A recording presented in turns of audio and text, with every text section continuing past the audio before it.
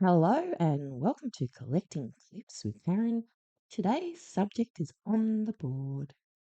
Parents are facing up to 7 years in jail if they don't let their children change gender under new plans put forward by the SNP. Scotland is looking at implementing a ban on conversion therapy, which would criminalise any actions designed to change or suppress the gender identity of another individual, and any action that causes another individual physical harm or psychological distress. So here to discuss these proposals, I'm joined by Senior Legal Communications Officer at ADF and proud Scot, Lois McClatchy Miller. So tell me, Lois, people are confused because the Scottish Government is saying they want to ban conversion therapy. We think of conversion therapy as hooking gay men up to electrodes back in the 1960s to force, it's not the same thing, is it? It's not the same thing. This bill is purported to be tackling these things, which are already illegal and by good sense, of course. Yes. But what this bill really tackles is common sense parenting and guiding advice. This bill, as has hit the headlines, would indeed put parents at risk of going to prison for 7 years if they were to refuse their child a gender transition. One of the examples that were given in the text about such criminal behaviour would be if your child, say your 11-year-old son, comes down for school in the morning and he's dressed in a skirt, lipstick and heels, and you say, no, go and change, son, you're not going to be wearing that today. If you were to do that, to repeat it more than twice, then you too could be up for this criminal offence, separated from your children and facing 7 years in prison. So it's a very severe Now, law. so realistically, because a lot of people would look at that and think there's no way, a court would actually send a parent to prison for 7 years. Is it feasible? According to the proposals that have been put out for a public consultation this week, that is indeed what would happen. It's interesting that 7 years, it has a kind of religious connotation, doesn't it? Christians think of seven days that God made the world. I think it's Sikhism, there's 7 steps to prosperity, and now in Scottish wokeism, there's 7 years to go to jail if you refuse to transition your children. It's certainly, I believe, a form of religious conviction, the woke movement. I do think there is something to that. But look, it does sound absolutely incredible. But parents who are trying to... I mean, we know from, for example, the Cass Review, that the idea of even social transitioning, as in adopting pronouns and names of a child which are not what they were given at birth, that actually that's not a neutral act. It can actually be quite a dangerous thing. All of the evidence is saying we shouldn't do that. So parents are being told, don't do that. And then the government is saying, but if you follow what the Cass Review and other experts say, you're breaking the law. Is that right? It's absolutely crazy. So this allows state intervention into that relationship between parent and child in a really unprecedented way. And it follows this trajectory that has happened over the last few years in Scotland especially, but across the West, where adults are being treated as children, and children given the power to make decisions about their lives that adults should have. Parents should be empowered to be guiding children through this very tricky Generation Alpha. They have enough challenges as it is parenting, and now they're being scared to death of being separated from their children if they say something against what the government believes to be right. It's absolutely insane. I don't want this to sound offensive, but what is it about Scotland? Because if you go back to... The Scottish Government were trying to implement that parent scheme where every child would have a named... sort of like an ambassador with the government, sort of get involved.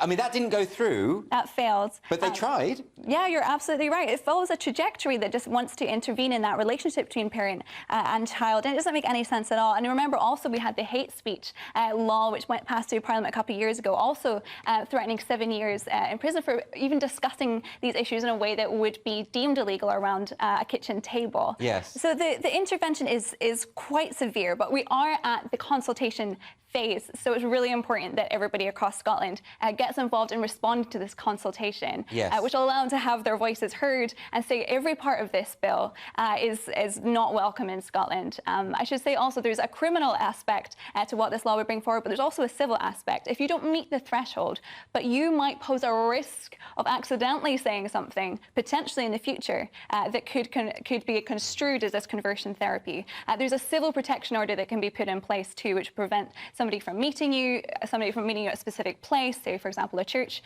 So it's very, very far-reaching to say ahead of time that somebody might say something, and that should be criminalised. I mean, this is just the definition of authoritarianism, isn't it? It really is. I wish it was a joke, but it's sadly, satire becomes real life. Absolutely horrific, but thank you so much for telling us about it and depressing us all. Lois, thanks for coming to the show. Okay, so we're back in the paperwork.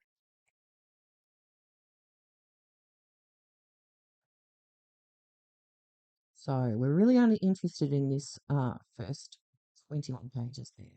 Anyway, today we're going to look at number C, good practice in national legal frameworks. So page 16, we want to look at number 2, extending the process to minors. First line pretty much sums it up, doesn't it? It is recognised the requirements for parental consent or the consent of a legal guardian can be restrictive and problematic for minors.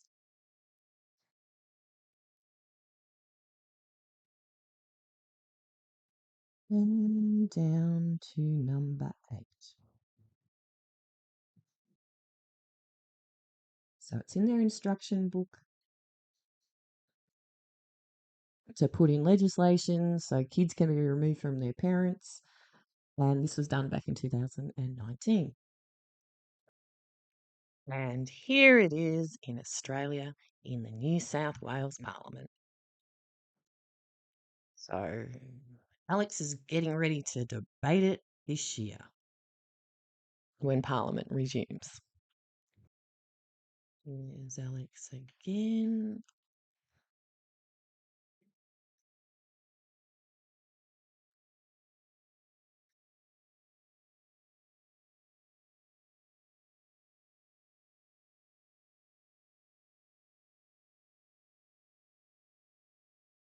And surprise, the Trans Justice Project he is also into.